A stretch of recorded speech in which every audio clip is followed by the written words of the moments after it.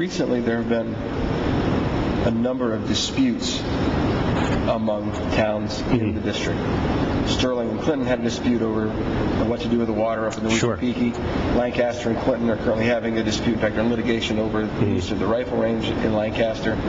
Lancaster had quite a long-running dispute with Leominster over the sewer line in North Central. Right. As someone who is the only elected representative of all the towns in the district, what do you see your role in those kinds of intermunicipal disputes? Sure. You've got to be proactive. You've got to be, let's talk specifically about the Weeki-Peaky and the problems with the dams there, and the proposal by Nestle to pump water out, which I have something to comment on that as we go along.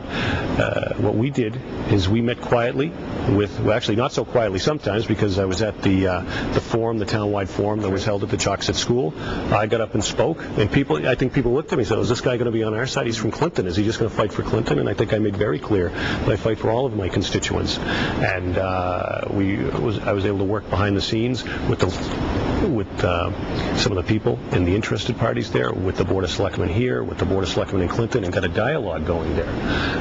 Unfortunately, there were certain members of a previous Board of Selectmen that were somewhat antagonistic, and I think didn't have to be towards the people of the town of Sterling. And a new board has come in, and I think there's a much better relationship between the two boards. And we were able to go forward. The conservation restriction was signed, protecting the conservation rights, protecting the environmental rights of that area, which hopefully gives the people that live in that area some sense of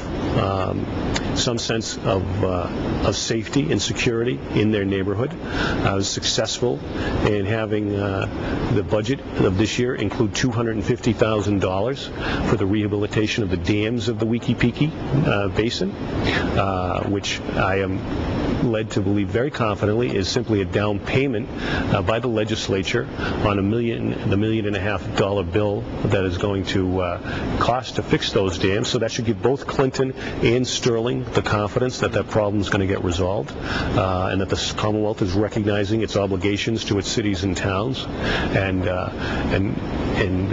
trying to step up to the plate and ameliorate this problem. So we did that. We did that in the legislature. We did it working with the boards, with the neighbors, and with the residents. I don't know if you're going to see Nestle come back. I don't really know those people, but there was a amendment to the environmental bond bill, which is now in conference committee, so I don't know if the amendment will survive, but that is severely limiting the withdrawal of water from public water sources. If passed, would severely limit, I think, to 5,000 gallons a day, the withdrawal of water from public water sources by private entities. So that may make that whole problem go away. The bigger issue goes back to Clinton was looking for funds, a revenue source, and they saw this as a revenue source when approached by Nestle a year ago. I cautioned them strongly against it, which many people are aware of, and or to at least proceed down the road very, very cautiously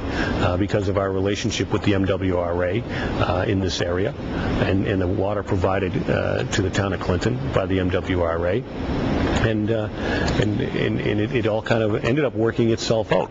But the best things that came out of it, the conservation restriction was signed, and by signing that, the town of Clinton fulfilled obligations to the Commonwealth as far as the Rocher farm purchase in Clinton, and the $345,000 grant of assistance to the town of Clinton that just actually came through. A check was delivered this week to the town of Clinton. The sewer issue in Lancaster, now that's been a long-standing issue. It started about 8 years ago. I've only represented Lancaster for the past couple of terms, so that was pre-existing to my representation of the town of Lancaster. But I'm very happy that we were able to resolve that. $750,000 grant just brought into the town of Lancaster for that sewerage to be done. And that issue was resolved through working with Senator Antonioni, Representative Flanagan, myself, Representative Eldridge, and the business owners, Tim Richards at the gym out there on that end of Lancaster. So we all worked together in a collaborative way to resolve that by a mess that was left by previous public officials down there in Lancaster and in other areas. For those of you who are watching on TV, if it sounds like there's a train running through, we're in the midst of a tremendous rainstorm here, and it really makes sound off the roof, so you may have a little bit of a hum in the background. We'll take this opportunity. Are there any questions from the audience? Does anyone have a question for Representative Naughton? That's Chairman Bob Bloom of the Sterling Democratic Committee. Thank you. The question I had is regarding question 1 on the ballot. Yes. And that's in regard to taxes. Is the legislature prepared to do something in the event that does pass? I mean, what's the fallback? I'll just repeat sure, the question please. for TV. The question was, if question 1 passes, does the legislature have a fallback plan to deal with the repeal of the income tax? Well, the fallback plan, as with anything, is going to be debated. If question 1 passes, and for the edification of the audience, that would repeal the state income tax. It would remove over $13 billion, 40% of revenues that the Commonwealth uses to operate.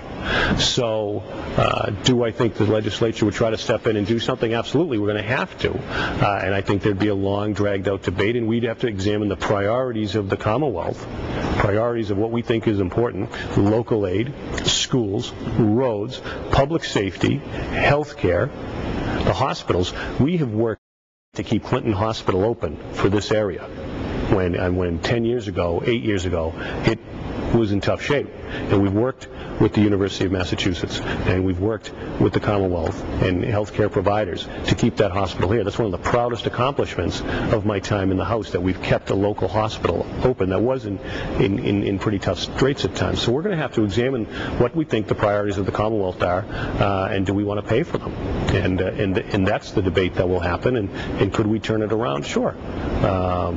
Because but I think I trust the people of the Commonwealth. I think they're pretty smart, and they realize what a dramatic and detrimental effect question 1 would have on the revenues of the Commonwealth and the priorities of the Commonwealth if it were to pass. And I trust the people that they'll make the right vote. When you say we could turn it around, are you talking specifically about enacting legislation to overturn the referendum, or by turn around meaning we could find a way financially to turn around our situation so that we can deal with it? It could be a number of things. Legislature does have the statutory power to override a referendum like that. But they also have the power to come up with a combination of responses. Override some of it, implement some of it, try to come up with new revenue sources, which maybe the economy, I doubt it, but maybe the economy will be turning around at that point. It's still not from what we've seen from the Federal Reserve Bank of Boston, but it could be all or nothing. It could be a combination of measures in dealing with the passage of that.